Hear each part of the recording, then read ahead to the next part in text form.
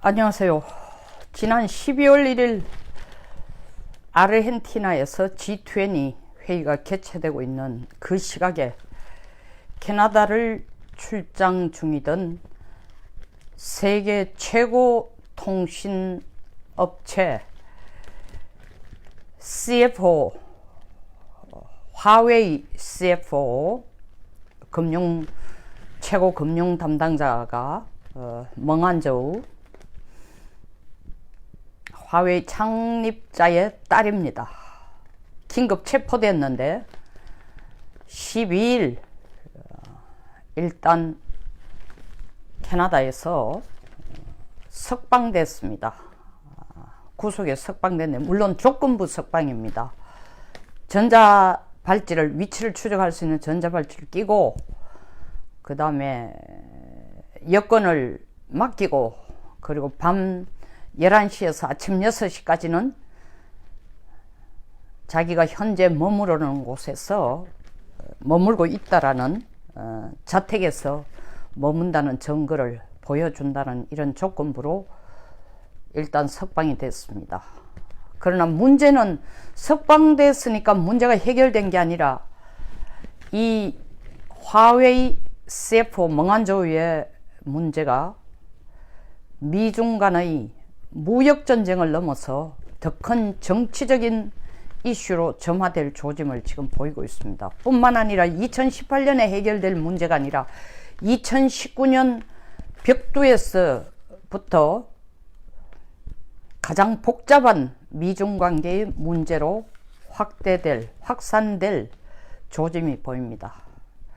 이유는 중국이 멍한저우가 구금되고 바로 풀어달라고 하면서 캐나다 정부에게 요청했으나 바로 답이 없자 사실은 원래 일주일 만에 12월 7일이나 8일쯤 풀어준다 했는데 그게 안 되니까 바로 캐나다 국적을 가진 두 사람을 긴급 체포하고 감금하고 했습니다.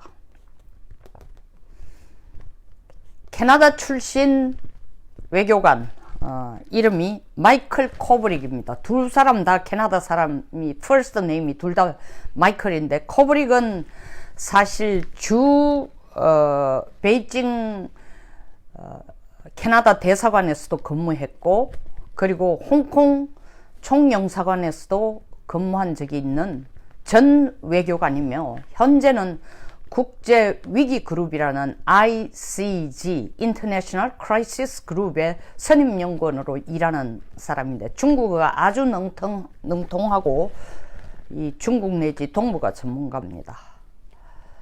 또 다른 한 사람은 그리고 이 양반이 중국에서의 경험한 것을 바탕으로 해서 북한 핵보고서도 만들어낸 사람이에요. 또 다른 한 사람은 역시 퍼스트 네임이 마이클인데 소위 말하는 이 캐나다식으로 발음을 해서 스페이브라고도 읽고 사실 글자 그대로 써놓은 단어대로 알파벳으로 읽으면 스파보로에 가깝습니다. 어쨌든 마이클 스파보로로 일단 저는 말하겠습니다. 스페이브라고 미국 쪽에서 얘기를 하니까 스페이브라는 이름으로 쓰겠습니다. 이 재밌는 사실은 마이클 스페이브라는 사람이 지금 백두 문화교류 사업을 운영을 하고 있습니다. 말 그대로 백두라는 이름이 들어갔으니까 활동은 단동에서 하는데 이 북한 관광 사업, 여행 이런 걸 어레인지 해주는 일종의 사업가이기도 하고 아주 좀 뭐라고 할까 신분이 약간 의아한 그런 구석이 있는 사람이에요. 왜냐하면 2014년 그 로드만을 김정은한테 데리고 갈 때도 중재자 역할을 하고 실제 옆에 가 있고 또 미국 측 이 언론에 의하면은 김정은과는 뭐 칵테일 잔을 나눌 수 있을 정도로 아주 가까운 사이로 하는데 제가 아까 말씀드리는 재밌는 사실이라는 게 이 스페이브가 우리 국내 강원대 출신이네요. 이건 이제 미국 측 언론에서 나온 건데 우리 국내 언론에서는 그건 지금 못 찾아낸 건지 알면서도 밝히지 않는 건지 모르겠는데 어쨌든 강원대 출신으로서 한국어가 굉장히 능통하고 더더구나 북한식 액센트와 사투리가 섞인 한국어까지도 굉장히 잘하는 사람입니다. 그리고 이 사업의 거점을 단둥에 두고 있으니까 그리고 아까 말하는 이 코브릭도 역시 단둥을 자주 들락거리면 단둥 지역에 거점을 두고 있는 사람인데, 이 스페이브는 사실 단둥에 거점을 두고 있지만 북한 관광도 관련된 사업을 하고 체육이라든가 문화 이런 교류 사업을 하는 사업가라고 합니다만은 서울도 자주 오간다고 하고 있습니다. 아주 예의주시해서 볼만한 인물이라고 생각이 됩니다. 여러 가지 함의가 있어요. 그런데 물론 왜 캐나다 두 사람을 체포했느냐, 뭐 표면적인 이유, 그리고 바로 눈에 보이는 이유는 화웨이의 CFO 멍한저우를 캐나다 출장 중인데 긴급 체포를 하니까, 그것도 아르헨티나에 앉아서 시진핑과 트럼프가 우리 지금부터 잘해봅시다, 시간을 90일 정도 줄 테니까 이 기간 동안에 아주 좋은 아이디어를 서로 상방 간에 미중 무역 전쟁으로 확산이 되지 않고 잘 협조할 수 있는 타협 방안을 찾아봅시다 하고 서로 굉장히 협력적인 분위기에 있는 그 시점에 캐나다에서 긴급 체포가 됐단 말입니다. 그리고 이 멍한저우가 체포되자마자 중국은 거기에 대한 하나의 압력수단 내지는 보복수단으로 이 캐나다인을 체포했다. 이게 일반적인 언론의 분석입니다만은, 제가 여기에 의문을 품는 것은 캐나다의 기업인으로서 사실 중동이 아니라 중국이나 단동이 중국 땅이기나 하지만 하여튼 베이징이나 단동, 특히 북중 국경 지역을 왔다 갔다 하며 사업하는 사람들이 들어는 있을 텐데, 왜 이렇게 북한 전문가, 중국 전문가, 특히 김정은과 이 사적인 관계가 아주 가까운 사람을 중국이 체포했을까? 저의 초점은 거기가 있습니다.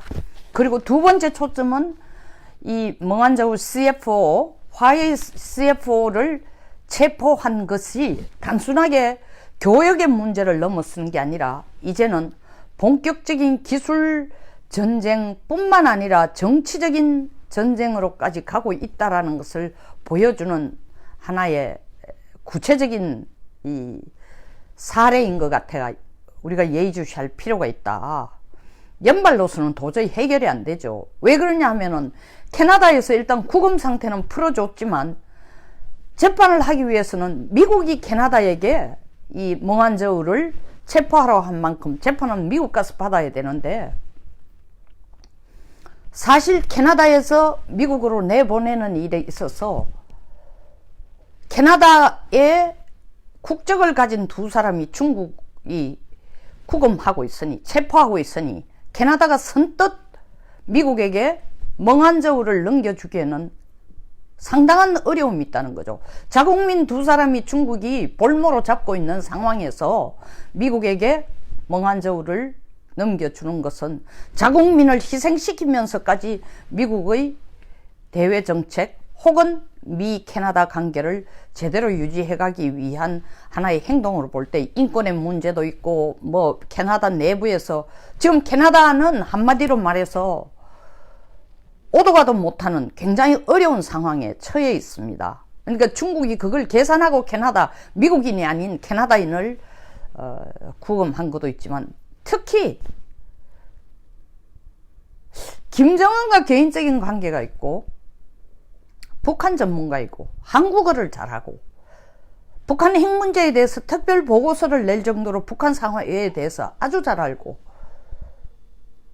한국과 북한과 단둥을 왔다 갔다 자기 안방처럼 들랑거리는 기업가를 붙들었다라는 얘기는, 체포했다라는 얘기는, 중국은 캐나다 국적을 가진 사람을 체포함으로써 멍한저우를 캐나다 정부가 미국 법정에 세우지 못하도록 하나의 차단 작전을 하는 동시에 이 캐나다인 두 사람을 통해서 미국의 대북 정책에 대한 바리케이트 내지는 하나의 협상으로 쓰지 않을까. 그 계산을 머리에 두고 실질적으로 이 두 사람을 체포한 것 같습니다. 그렇기 때문에 그게 핵심인 거예요. 그렇기 때문에 다른 사람도 아니고 뭐 캐나다와 중국을 왔다 갔다 하면서 사업을 하는 사람 중에 이 두 사람보다 훨씬 큰, 특히 코브릭 같은 경우에는 사업한 내용은 없습니다. 그러니까 큰 돈을 쥐고 흔들고 있는 그런 상황도 아닌 사람들을 이렇게 북한 전문가를 붙들었다는 것은 중국은 모양은 캐나다 사람을 붙들었지만 미국에 대해서 펀치를 가하기 위한 하나의 압력 수단으로서 미국이 관심을 가지고 있는 북핵 문제에 대해서의 하나의 협상 카드로 쓰려고 이 두 사람을 체포하지 않았나, 그렇게밖에 분석할 수가 없네요. 더구나 이제 스페이버 같은 경우에는 강원대 출신이라면, 우리 국내 언론에서는 그걸 발표를 안 하고 있습니다만, 강원대 출신이라면은 국내에도 이 스페이버와 관련된 조직 내지는 네트워크가 분명히 있을 거다. 그리고 이 친구가 백두 문화 교류 사업이라는 걸 하면서 한국과 평양을, 서울과 평양을 안방처럼 들랑거리고 있다면은 우리 청와대나 우리 다른 정부 조직에서 사실 북한과의 연락상에 있어서도, 북한과의 협력이나 남북 교류나 그리고 북한과의 연락망에 있어서 이 스페이브라는 친구를 활용한 적은 없는가? 그렇다면 중국은 이 친구를 붙들어서 사실 단순하게 화웨이 문제만이 아니라 북한도 미국에 대한 대응 무기로 쓰고 한국도 중국의 편을 들어주거나 중국에 득이 되도록 미국에 맞서줄 수 있는 그런 카드로 쓰기 위해서 이 스페이브라는 친구를, 마이클 스페이브라는 사업가, 이 친구는 기본 원칙이 평화주의자이고 말은 문재인 대통령이 말하는 그와 같은 맥락의 평화주의자입니다. 그리고 대화를 적극적으로 추진하고 남북 간의 교류가 절대적으로 필요하다고 피력하고 다니는 사람이니까, 그래서 저는 이 스페이버와 우리 정부와의 관계가 뭐가 있는가, 혹은 이 친구를 잘 알고 있으면서 우리 정부가 활용을 하고 있는 부분이 있는가. 왜냐하면 강원대 출신이라는 이 부분이 굉장히 죄송합니다. 이 강원대 출신이라는 이 부분 자체가 저는 결코 우리 남북 경협을 추진하는 청와대라든가 정부 부처에서 모르고 있을 정보는 아니고, 뭔가 활용하지, 이 사람을 통해서 뭔가 활용하지 않는가. 그걸 알고 있으니까 중국도 이 사람을 붙들어서 한미 관계를 이용한 중국에 대한 이 미중 무역 전쟁의 압력 수단으로 쓸 계산을 갖고 있지 않은가. 물론 표면적으로 볼 때는 1차적으로 캐나다 정부에 대한 압력입니다. 이 자국민 두 사람을 미국이 이 화웨이를 긴급 체포하라 했는데 이 자국민 두 사람을 지금 붙들어 놔놓고 있으니, 화웨이가 이 멍한저우 화웨이 CFO가 미국 법정으로 갈 수 있느냐 없느냐의 문제가 완전히 클리어될 때까지는 제가 볼 때는 캐나다 이 국적을 가진 사람들을 중국이 체포하고 구금한 상태를 풀어주지 않을 것 같습니다. 굉장히 난감한 상황이 되고 있습니다. 그리고 중국의 입장에서는 뭐하냐고, 무슨 죄가 있냐, 화웨이가 무슨 죄가 있느냐, 라고 하고 있는데 미국은 죄가 있다 뭐냐, 이란 제재와 관련된 제재를 위반한 적이 있다 하는데 중국은 말도 안 되는 소리 하지 말라 이러는데, 미국이 내어놓는 이란 제재 위반에 대한 구체적인 죄명은 이란에서 쓰고 있는 스카이캠, 이게 항공 관련된 뭐 사진을 찍거나 이런데 굉장히 다양하게 쓰고 있는데, 이란에서는 이 스카이캠을 굉장히 적극적으로 이 군사 장비 그리고 뭐 일반 상용으로도 많이 쓰고 있는데, 이 스카이캠이라는 데가 바로 화웨이와 동업 파트너다. 그런데 그 화웨이 장비를 미군들의 군사 장비에도 화웨이 장비를 쓰고 있으니까 이건 너무 위험한 거죠. 사실 미국으로 볼 때는. 더더구나 얼마 전에 화웨이가 사실 미국 장비, 미국에게 부품을 팔거나 장비를 팔면서 거기에 칩을 심어 놓는다. 스파이 에스피어나징 할 수 있는, 스파이 이 활동을 할 수 있는 칩을 심어 놓는다라는 얘기가 미국 측에서 나왔어요. 그걸 알고 화웨이 장비를 쓰지 말라고 미국 정부가 이 군 기업체는, 군 관련 기업체나 그리고 군사 관련 부분에 대해서 지시를 했고, 최근 며칠 전에 미 하원 의원은 법까지 지금 통과시켰습니다. 화웨이 장비를, 미국이 화웨이와 거래도 안 할 뿐만 아니라 화웨이 장비를 사오지도 말고, 미국 정부도 화웨이를, 정부에게 화웨이와 사업도 하지 말라는 법까지 통과시켰는데, 미국이 이렇게 열을 내고 있는 것은 단순하게, 물론 이런 건 있죠. 중국이 이렇게 미국에 압력을 딱 가하니까 바로 미국은 아르헨티나에서 G20를 회의를 하자마자 돌아가서 중국이 말이야 자동차 관세를 옛날에 15%에다가 다시 40% 올린 걸 40% 안 하고 15%로 한다고 했는데 중국 쪽이 코대답을 안 하고 있으니까 사실 화웨이의 CFO를 체포하자 말자 바로 며칠 있다가 중국이 얘기를 합니다. 우리 그 자동차 관세 옛날처럼 내리겠다. 그리고 콩 안 사겠다고. 콩은 굉장히 트럼프한테 예민한 거예요. 왜냐하면 미국이 생산하는 농산물 중에서 중국이 제일 많이 사가가는, 그리고 미국 콩 생산의 3분의 1을 중국이 계속 수입해 갔는데, 미중 무역전쟁을 선언하고 나니까 중국이 미국 콩 안 사 이랬죠. 그러니까 미국이 유럽에도 뭐 콩을 팔고, 사실 아무 직접적인 관계도 없는, 이때까지 미국 콩을 안 사가던 대만까지 나서가지고 콩 사가겠다고 얘기를 하고 했지만, 중국 13억 8천이 소비하는 콩과 유럽하고 대만 다 합쳐봐야 그 인구 숫자는 중국의 EU를 다 합쳐도 2분의 1도 안 되는 상황이니, 실질적으로 중국이 콩을 사간다라는 것은 미국에게 굉장히 중요하고, 금전적으로, 재정적으로도 중요하고, 두 번째로는 콩 생산 지역이 사실 중부 지역, 이게 트럼프를 지지하는 저소득, 저학력의 백인들이 주로 농사 짓는 굉장히 중요한 그런 생산물입니다. 물론 미국의 농부들은 부자들이 많아요.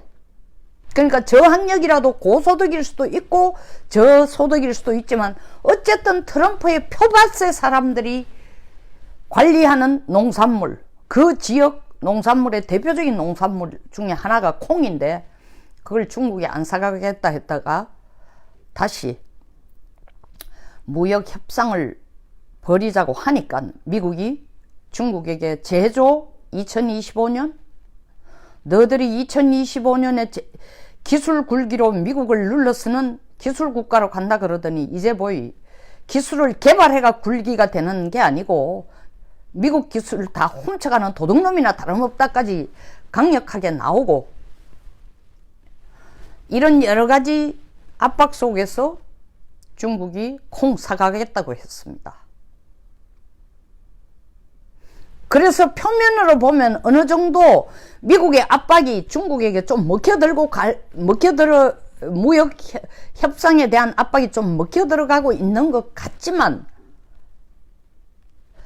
화웨이 문제에 대해서는 미국이 간단하게 절대로 물러서지 않는, 이것이 무역을 넘어선 기술과 정치의 문제로까지 확산될 가능성이 절대적으로 큰 이유는 5G 장비가 지금 중국이 거의 독점하고 있습니다. 물론 이 모바일 폰은 삼성이 1위고 그 다음에 화웨이이기는 하지만 사실 통신업체 전체로 보면은 화웨이가 전 세계 시장을 가장 크게 점유를 하고 있고, 더더구나 5G 장비는 미국이 그 대체 회사가 없어요. 뭐 에릭슨이라든가 핀란드가 얘 뭡니까? 갑자기 이름 생각 안 난다. 정말 요새 이름 자꾸 생각 안 나는 게 노이카, 이런 회사들이 5G 장비를 만들고 있지만 중국의 이 화웨이만큼 양에 달하지도 못하고, 대량 생산 양에 달하지도 못하고, 세계 시장 점유율이 비교가 안 됩니다. 그렇다고 미국이 독자적인 5G 생산을 지금